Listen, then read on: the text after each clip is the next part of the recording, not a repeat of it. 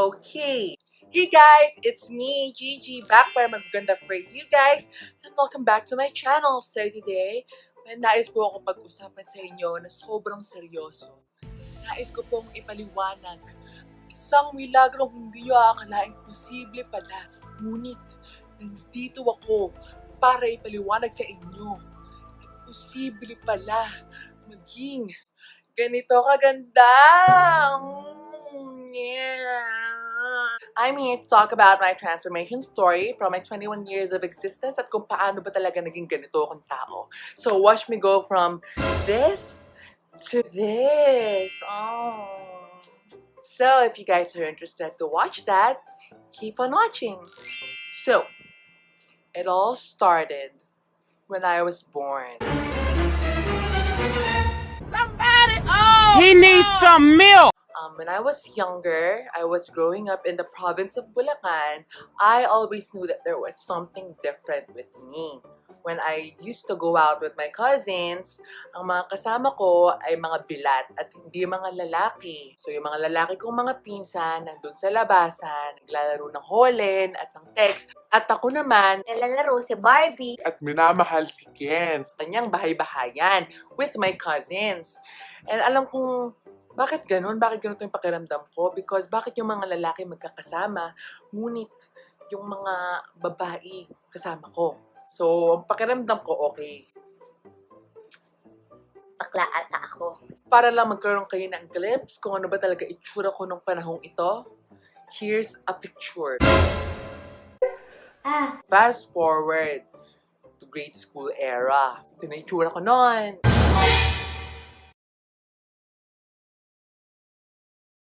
During that period in grade school, alam ko talaga na ito na talaga ako as a person. Kasi yung mga classmates ko nun na lalaki, na mga bros ko, syempre sila nilalapitan ko. Para hindi ako mapaghalata. Nilalapitan ko talaga sila. At yung isa kong lalaking classmate, sabi sa akin, Hey bro, what is your crush in the classroom? sa ko talaga, sabihin ko,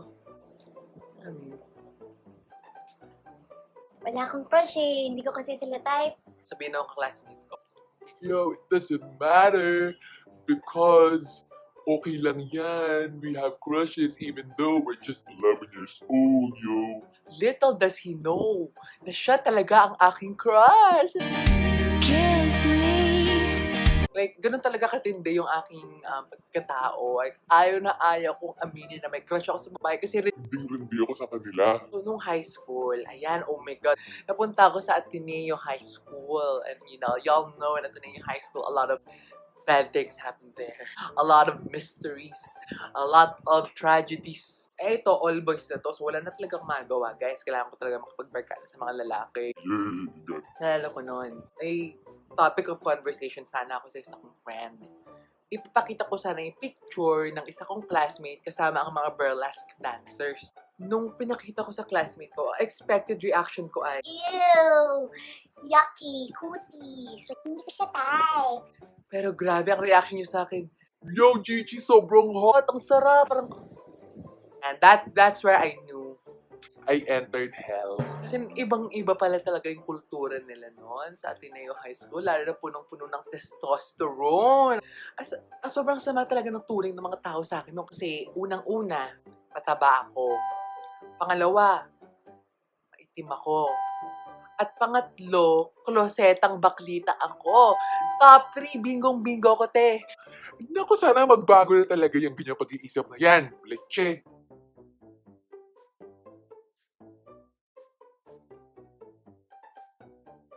So, then I thought, kailangan ko talaga magpayat ng bonggang-bongga.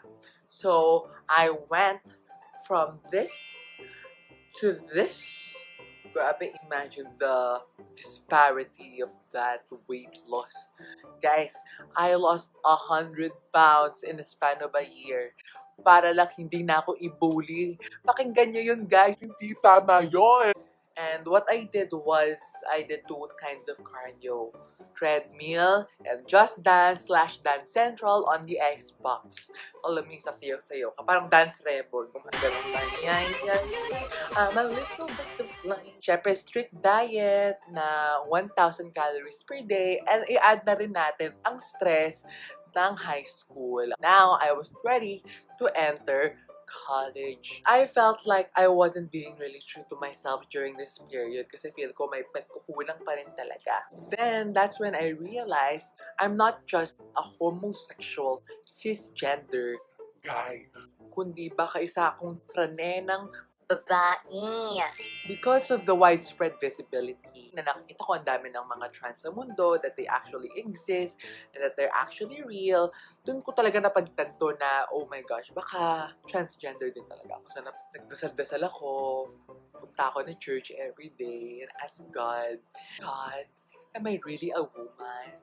God, is God a woman? So that's when I realized, with the help of my transgender friends who provided all kinds of information as to what a transgender is, that I am a trans woman. I legit transitioned with the help of medications for me to become like this. And it has already been around 2 years, and around 2 years and 3 months siguro, for me to have become this kind of woman. So what else did I do in order for me to transition fully into the kind of woman I want to be? I tried to live a healthier lifestyle. I drink a lot of water every day to maintain my clear skin. I tried to work out as much as I could so that I could maintain my hourglass figure. I also tried to drink a lot of other medications such as vitamin E and vitamin C for the sake of my skin. I also tried to do glutathione injections, which is not solely for the purpose of whitening your skin, pero meron kasi siyang mga antioxidants na nagpapahelp din sa glow ng yung balat. So, marami na pong rumors ang kumakalat kung meron na ba akong vagina o wala.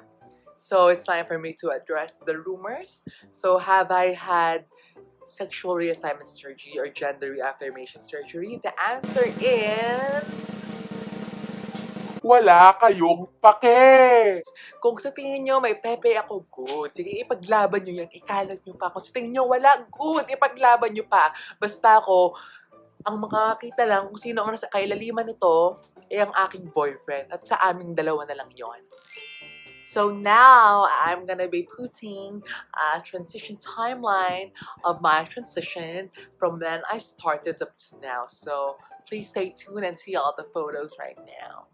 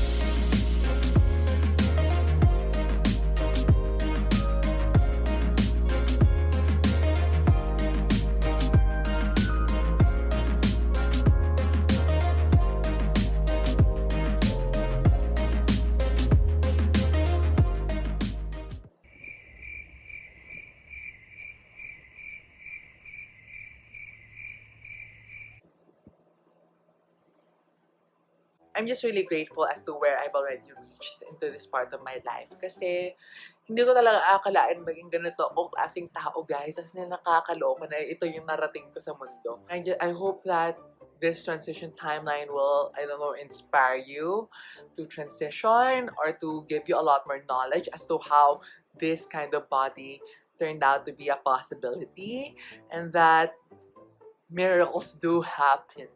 So, ayun, I'm so glad that you guys were able to understand who I am a little bit further. And if you guys want more videos like this, do not hesitate to comment down below. Do not forget to like, subscribe, and share to the world what I have in store for you guys.